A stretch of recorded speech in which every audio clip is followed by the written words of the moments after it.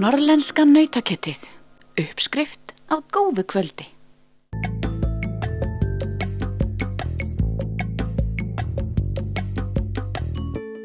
Nettenging á landinu misjöfn og sumstaðar skapar það vandamál því traust nettenging forsenda þess að stunda bæði fjarnám og fjarvinnu. Þingeyjarsveit eitt þeirra sveitarfélaga sem hefur búið við afar ótraust netsamband en stefnir nú að því að ljúka ljósleiðaravæðingu fyrir lok þessa árs. Það var sem sagt ákveðið og var í rauninni á stefnuskrá meirihluta sveitarstjórnar að kanna möguleika á að ljósleiðavæða sveitarfélagið. Því hér hefur verið, þó að hér hafi verið netsamband, þá hefur það verið arfaslagt. Og sveitarfélagið fór í þetta verkefni á síðasta ári sem 3 ára verkefni í samvinnu við verkefni ríkisins Ísland ljóstengt. Þannig að við fórum sérst í útboð og fengum sérst styrk hjá fjarskiptasjóði. Og svo var sérst ákveðið að á þessu ári myndum við klára aðgerðina, eða sérst framkvæmdina, þannig að þetta eru þá 2 ár sem að tekur að ljósleiðavæða Þingeyjarsveit. Og hafa þá allir íbúar sveitarfélagsins að ganga að ljósleiðara? Já, það verður allavega öllum boðið að fá ljósleiðaratengingu inn, þeir sem hafa lögheimili í sveitarfélaginu og þeir þurfa auðvitað að borga fyrir tenginguna sem 200.000 pluss vaskur. Þannig að já, það stendur öllum til boða og þátttakan hefur verið gríðarlega góð, ég held að sé hátt í 98%. Hverju skiptir það fyrir sveitarfélagið og íbúa að hafa góða og trausta nettengingu? Það bara skiptir gríðarlega miklu máli vegna þess að ég held að það sé ekki allir sem átti sig á því að þó að hér hafi vissulega verið netsamband, þá var það bara eins og ég sagði áðan arfaslagt.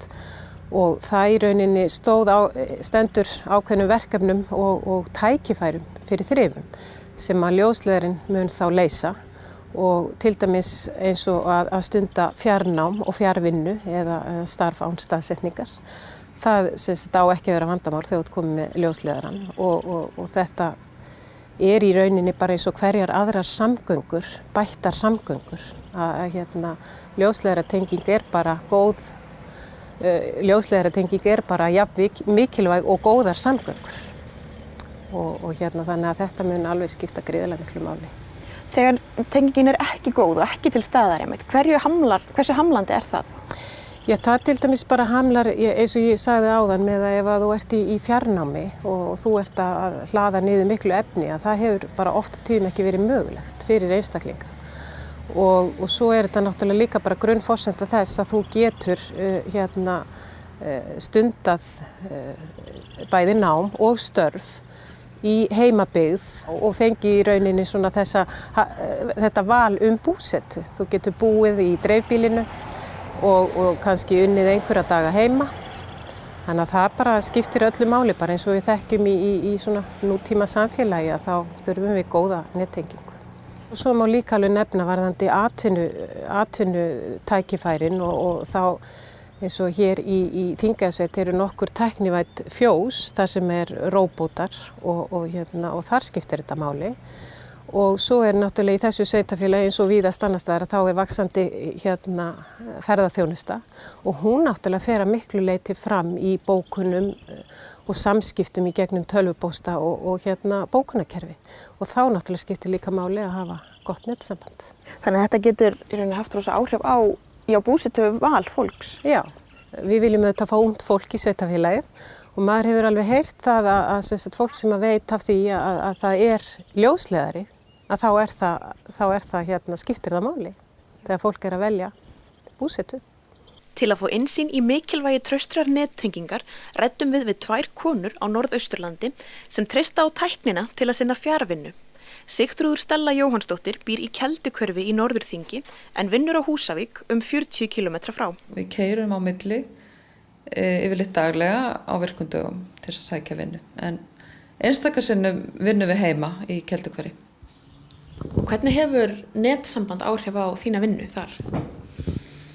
Nú, já, við erum oftast hérna á Húsavík en það kemur auðvitað fyrir að við komumst ekki til vinnu vegna veðurs eða ófærðar og stundum höfum við haft þann háttinn á að vinna 1 dag í viku heima af því að vinnan okkar þess eðlis á veturna að við getum tekið verkefni með okkur heim. En þá erum við auðvitað háð því að hafa gott netsamband og svona öruggt og gott netsamband og það er ekki alltaf þannig í Keldukveri. Þetta er ekki eins gott eins og við værum með ljósleiðara tengingu og þetta er oft hægt og einstakar sem þetta eru út og þá getur að vera kannski vegna veðurs eða einhverjar annara bilunar. En þegar þetta er hægt þá getum við náttúrulega ekki sótt kannski skjöl sem við erum að vinna með og stór skjöl sem við erum að fá í pósti eða eitthvað þess þar. Þannig að það hamlar okkur og eins líka að við þurftum nú að vinna heima og það eru einhverju fundir í Skype eða eitthvað þess þar. Þá getum við kannski ekki alveg treyst að það að sambandi sé öruggt. Þannig að það getur hamlað okkar vinnu.